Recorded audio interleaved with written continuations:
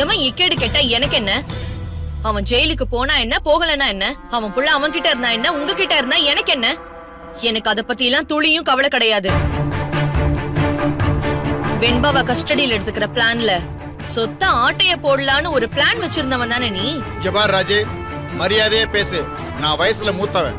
இதே மரியாதையோட வயசுல மூத்தவரு இடத்தை காலி பண்றது ரொம்ப நல்லது. அப்பா நீங்க வாங்க. இருமா ராஜே, நீ ஏன் கோபப்பட்டு பேசுறன்னு எனக்கு தெரியல. யாரோ சொல்றதை கேட்டு நீ என்ன தப்பா புரிஞ்சுக்கிட்ட. நான் சொத்துக்கெல்லாம் ஆசைப்படல. எனக்கு என் பொண்ணு தான் இல்ல, பேத்தியாச்சு வேணுமென்னு தான் தவிச்சு கிடக்கேன். சரி விடு, இதுல ஆதாயம் எனக்கு மட்டும் இல்ல, உனக்கு என்ன செய்யணுமோ அதை செய்ய நான் தயாரா இருக்கேன். கொஞ்சம் நிதானமா யோசி. ரஞ்சிதா பாப்பாந்து ஒரே ஒரு சாட்சி சொன்னா போதும், மத்ததை என் வக்கீல வச்சு நான் பாத்துக்குவேன்.